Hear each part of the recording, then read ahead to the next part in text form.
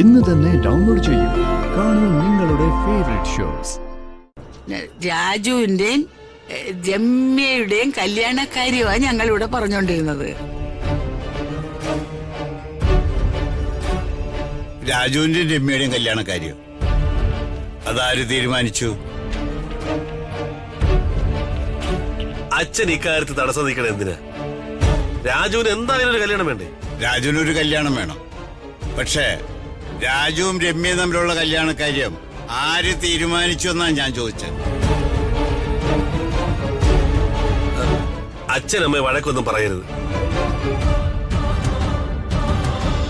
രാജുവും രമ്യയും തമ്മിലുള്ള കല്യാണം നടത്താമെന്ന് അമ്മ രുക്മിണി ചേച്ചിക്ക് വാക്ക് കൊടുത്തതാ.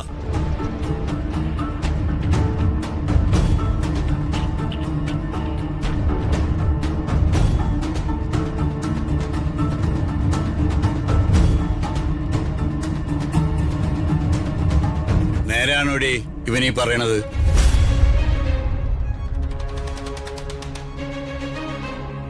നേരാണോന്ന്? നേരാണ്.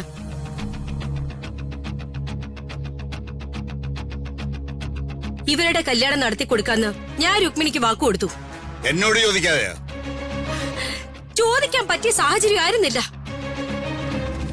ശ്രീലക്ഷ്മി ഹരീഷിനെ രുക്മിണി അംഗീകരിക്കാമെന്നും ഹരീഷിന് ഷെയർ കൊടുക്കാമെന്നും രുക്മിണി എനിക്ക് വാക്ക് തന്നു. പകരം ഇവരുടെ കല്യാണം നടത്തി കൊടുക്കണമെന്ന അവരുടെ ആവശ്യം ഞാൻ അംഗീകരിച്ചു. നമ്മുടെ ഇളയ മോളുടെ ജീവിതം സുരക്ഷിതമാക്കാൻ എനിക്ക് അങ്ങനെ ചെയ്യേണ്ടി വന്നു. ഒരു മകളുടെ ജീവിതം സുരക്ഷിതമാക്കാൻ വേണ്ടി മറ്റൊരു മകന്റെ ജീവിതം ബലി കൊടുത്തു അല്ലേടി?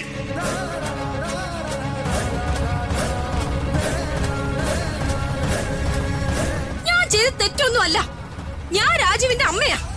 നീ അമ്മയായിക്കോ, പക്ഷെ ഞാൻ അവന്റെ അച്ഛനാണെന്ന കാര്യം നീ മറന്നു കളഞ്ഞു.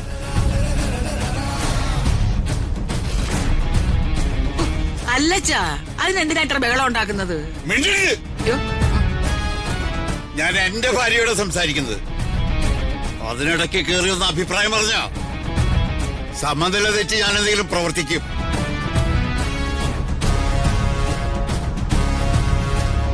അതിന്റെ പേരില് എന്റെ മകള് കരയാൻ ഇടവരുത്തരുത്. നിങ്ങൾ എന്റെ മരുമകന്റെ അമ്മയാ.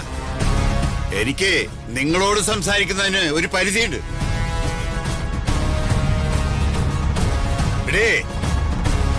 ഈ കല്യാണം നടക്കില്ല. രാജു സ്നേഹിച്ച പെൺകുട്ടി വർമ്മസാറിന്റെ മകള് ഋതികയാണ്.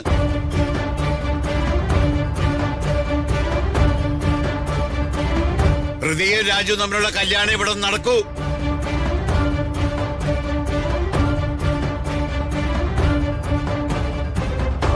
ആര് നടത്തും? ഞാൻ നടത്തൂടി.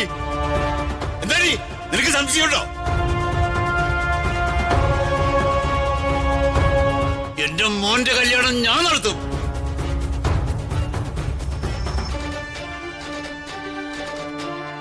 രാജുവിനെ പ്രസവിച്ചത് ഞാനാണെങ്കിൽ അവനും ഈ നിൽക്കുന്ന രമ്യയും തമ്മിലുള്ള കല്യാണമേ നടക്കൂ.